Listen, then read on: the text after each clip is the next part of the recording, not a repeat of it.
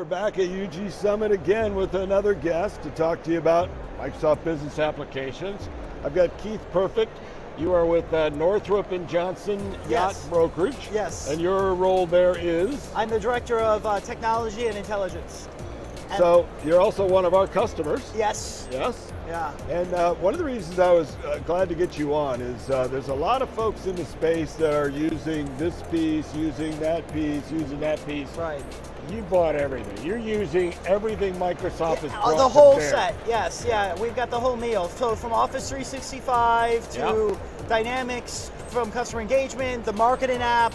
We're implementing Business Central now. I mean, it's great. Power Apps, Azure. Flow, Power BI, the whole sector. There's nothing Microsoft has you haven't because bought that way we just have one about. login for everything. Yes, I mean, right. we couldn't be happier, right? Yeah. From a security point of view, from a user perspective, from a licensing and it's all just makes it so much easier to be in one box and not deal with all these other third-party applications and things. Yeah. And one of the things I've learned about you since our relationship with you is you're a cutting-edge, bleeding-edge kind of guy. Yes. You are not afraid to go grab something that's in beta, not at all. Start figuring it out and using it. Yes. I see preview, that means, okay, it's about ready to use. Yeah. Whether it is or not, we don't know. Well, that's what I'm figuring out. Yeah. Exactly. Yeah, so preview doesn't scare me at all, no. So is part of that looking to create some competitive advantage in the space? 100%. Yeah, I mean, the yacht brokerage, the super yacht brokerage industry especially, is very old school, classic. You know, you're thinking about people. Super yacht, we're talking about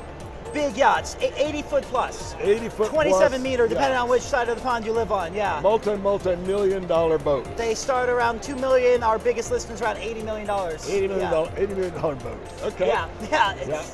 With about a 10 to 20% operating costs a year on top of that. So yeah, these so are I would big imagine ticket that's items. a competitive space. Lots of people would love to get involved in selling that kind of stuff and working in that kind of space. So with targeted about 200,000 people in the world who could possibly be our client. Yeah. I mean, it's a very small market of clients we have. And therefore, each touch point has to be very high level. And that's what, CRM and marketing app has allowed us to really get much more competitive with and do things our competitors can't even dream of. Well, which is nice. You're in an industry with a lot of competitors that have been around a while that I have to guess from a technology standpoint, they're not even in the same league. No. They're not even anywhere close anymore. Not even, no. They're still using paper and pencil. I mean, we've had this conversation with customers in the past about, don't think of technology as just, we need to upgrade the email server. Think about how can I use this to vastly differentiate myself from everybody else in the business and use technology as actually part of our company's offering to you. Yes, and it's both from what we're doing for the client, but also what we're doing for the user, right? Yeah, right. Our employees want to have a better experience about using technology. They don't want to log into 5 or 20 different apps and do what they want to do. They want to log into one app and have a seamless workflow from lead to client to marketing to the client to accounting on the client, and that's what we've now been able to do. And pull it all on a common data service. Yes. How it's interesting. You've been in IT for a long time. Long time now, yeah. And you were in partner channel before you came over here. Yes, I was. I was on the other side. You've seen all the sides. Yeah. And the elimination of the data silos that we all just battled with forever. Forever. 12 different accounts and different things. Yes. And the potential close for almost all of that to be gone. You tap that with everything. It's amazing. It's amazing. Every time I make a report in Power BI, people just go wild. It's like it's like a band releasing a new album. They literally go nuts for this stuff. And I mean, and these Power BIs, maybe I spend a few days or a week making this report, but the data's all right there. I'm not playing all this game I keep hearing people talk about. Oh, bring the data from here and here and here. We all have it all in the same place. I mean, Power BI even makes a few external connections when it needs to, but I mean, it's amazing. So we got together in the pilot for marketing. Yes. Well, we were doing some stuff before that. Then we jumped on the pilot for marketing. And that was, early days, bumpy times, but a lot has happened between then and where we are now with that product. I mean, we are now, sending out 200,000 emails a month. Yeah, right. And we're not a huge company. Right. We only have possibly 200,000 clients, so there's a lot of we're hitting them all. Yeah, they're clicking. Yeah. Product's tight now. Product is good. Yes, good. I recommend it. I think the landing pages are cool now. Yeah. We're starting to use the new the segment engine's gotten much better and more solid. It's fast. The insights are fast. Bringing those insights into Power BI too to add to our other insights. It's really all come together. What are as on the user side now, a consumer of these technologies, and an avid consumer of a lot of them? What, and obviously you got parts that are just necessary, but what are the parts that excite you? What are some of these pieces that you're like, man, this is? I mean, I would say Power Apps is the most exciting thing out there by far. Because between myself, our in-house developer, third party, I mean, we can make things so fast now and then embed it wherever, right? Whether put it inside of CRM, we put it inside SharePoint, we just make a standalone app that works on a phone. I mean, Power Apps is like the ultimate, skin to everything. It's the interface that everybody can use. When you think about something that can be so rapidly and quickly developed without necessarily having to have a developer that can be tasked to solve a huge pain in the ass problem. Correct. What's a good example of one that you're like, that just changed that whole thing? Well, I mean, the best example is what we do for emails, right? So because we want to bring in these products that aren't products, right? Each yacht is a mansion, right? That floats. It's individualized and it's special in that way. And there's no good data feeds in our industry because it's a backwards industry. And so we were able to take all of that and make an app that builds these amazing emails, meets all the requirements of the email engine.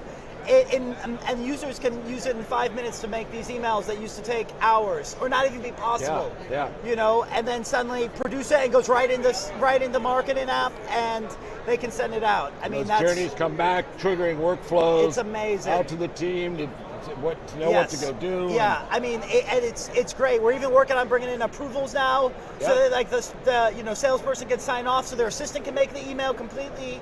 It's really great stuff with those flow approvals, In your business, I mean, you do, so the big part of your business are the shows, or a big part is That's a huge part. Our events are massive, And these are, maybe a dozen of them around the world? A few big ones, and these are massive events. I mean, they cost hundreds of thousands of dollars to put on, just for us, alone. Like, it's a very big deal. So a lot of this marketing effort would be driving people to some of these events, see the boats, stuff like that. And actually tracking who's at which event and what yachts they go on. And all of that's happening inside the marketing app. That event module is really powerful. We've connected yachts to it.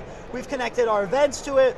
It's really, it's become an amazing kind of tool for us to use. And you've got some Power Apps for like checking people in. Oh, of course, These boats are not just, this isn't like your local boat show at the fairgrounds where everybody just marches in and out of the boat. We have to make sure that you've got the cash to pay for it, if we're going to let you on the boat. These boats, you don't want anybody walking on the boat, right? This isn't a showroom from a boat. No, not at all. Like, we have to be very selective. And so now on this Power App that we have that works offline, right? We can look up any client, check them in, register them, put the boats in, and then once pull up their bank balance. Make sure they've got enough money in the bank, you need to do to make sure. And basically check them in, and then all that data syncs whenever there's internet, because it's like shows like these where there's no internet, right? So, I mean, the fact that Power Apps can work completely offline is an amazing thing. That's pretty huge. That's recent. Right, the offline capabilities. You'd be surprised. We've actually had it for a while now. Really? Yeah. I think you're probably one of the unique customers that clearly has a strong need for offline because of that scenario you just talked about. And the fact that people are on boats, or we have people traveling all the time, and so offline is big for us. So I know every time I talk to you, you've got like 10 different initiatives all going on, always, and it's this big row your boat. As soon as you finish, you don't stop. As soon as you finish one, you're like, what's next? What's next? I mean, that's how our company has had year over year increase of huge amounts. I mean, in the last 4 years, we've become the #1 super yacht charter and brokerage sales company, and that's not just by sitting around and accepting technology as is, or having a 4-year refresh cycle. I've got about a 3-month refresh cycle on some stuff. I mean, it's like every time we've got it done, what's the next step, I guess that's another nice thing about hooking up with the Microsoft Business Applications team, because they fire off new stuff about every 20 minutes. I love it. So you've always got something to look at and say, you know what? That needs to get in our queue for something to experiment and look at. What are some of the things you're seeing out there within the space like that you're thinking, you know what? as soon as I got enough bandwidth, we're gonna go look at that hard. I think the big thing is AI right now, right? All the machine learning and AI modeling, and it's coming from everywhere, from that relationship assistant, which is now just the assistant apparently, to what I can do in Flow, to what I can do in Power Apps with the modeling of forms and images. We just made an app that can recognize whether an image is outside or inside of a yacht, which is huge for us. Because we get all this unstructured data coming into us of all these yacht photos. None of it has tagged, but yet we want to display it to our users as interior photos, exterior photos, lifestyle photos of people. Instead of just big pile of I photos. think Juan spent 2 hours and built an app that uses AI completely categorize hundreds of thousands of images. Super cool. It's amazing stuff, and I think we're just hitting the tip of the iceberg on that stuff. So insights, lots of insights, insights to your sales, lots of different kinds of insights. Have there been any particular Microsoft Insights product that you've engaged with, brought in, used? I mean, I would say the Sales Insights brings a little bit of data in, but really I think the insights we've seen from the Azure various cognitive learning services, and a little bit from the whatever the new Flow and Power Apps is. It's hard to see where the line stops the one and the next one. I think that's almost intentional. Yeah, it's almost it's because it's really all the same thing at the core, right? And so that's got to be the coolest stuff we've seen so far. And the most exciting moving forward. So, without revealing numbers, of course, which would be confidential, what's this done for the business? I mean, can you, in your position, can you look back at where you started and attribute the growth of any of the growth of business specifically aided by this, or was it going to happen either way, or? I would say quite a bit of it's aided by this. I mean, before we had separate databases, people had their own marketing tools. I mean, we have 11 global offices, and everyone did their own thing. Now they're all marching to the same band, and that's just had huge outcomes for the business. We've really just been able to, I mean, I think our year-over-year increase is like over 40%. I mean, it's amazing. And you would attribute a lot of that just to technology. That's what I'd like to say, Love to see more companies in some of these legacy industries grasp that. I mean, there's so much opportunity for that. And I think a lot of them still look at look at it like utilities. Yes. You know, just we have to have email, so let's have the least expensive technology. Yes. You know, because our job is going out there banging on doors the old way, and I mean, and whereas our users are, it's amazing. They surprise me every day. Like, they don't even want to use apps anymore. They just want to use the web apps. They like Outlook Online better than Outlook app. It's absolutely amazing kind of stuff that we're seeing here. Very cool. And everybody working off their phones and devices and everything like that. Well, I think it's going to keep going, man. So, yes. Keith. Thank you, Steve, as always. For stopping by. Such a pleasure.